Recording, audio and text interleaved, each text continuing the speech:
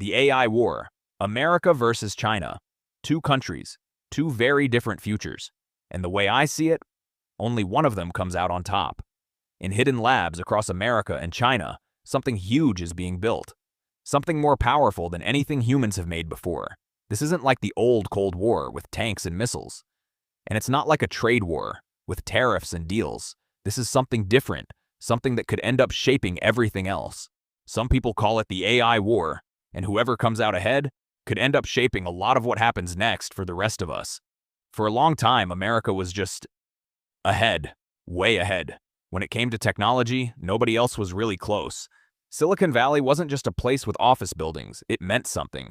It was proof that if you give smart people freedom, they can build things that change the world.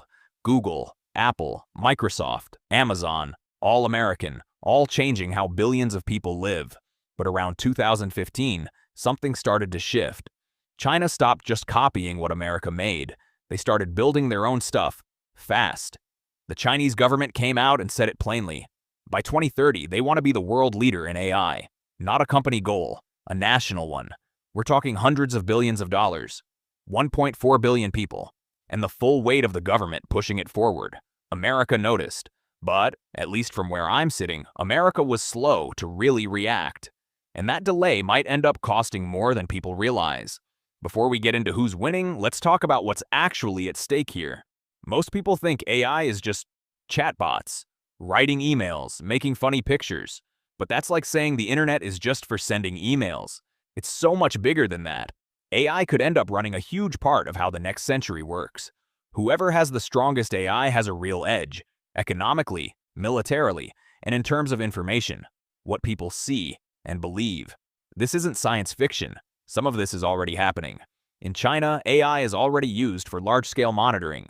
Cameras, facial recognition, tracking of payments, and online activity. That's well documented. In America, AI is being built into fighter jets, weapon systems, and cyber tools, including ones that could, in theory, disrupt power grids. Both sides are building something incredible. And depending on how it's used, something that could also go very wrong. So who's actually ahead? Honestly, it depends what you're looking at. In AI research, America still looks to be in front. Companies like OpenAI, Google DeepMind, and Anthropic appear to be ahead of what China has shown publicly. A lot of the top talent in this field is still working in the US. But research is only part of the picture. China has something America doesn't have as easily: scale of data. When a government has access to data from apps and platforms used by 1.4 billion people, that's an amount of data that's hard for any single company to match.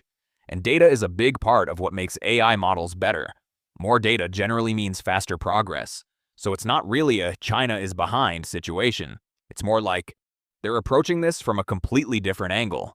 Here's where things get more serious. The US military itself has described AI as one of the biggest shifts in how warfare could work. Think about what that actually means. Drones that can identify targets with little human involvement. AI systems that could be used for cyber attacks. On infrastructure, communications, even financial systems. China's military has reportedly made AI a top priority, not just for the economy, but specifically for defense. A lot of this development happens behind closed doors on both sides.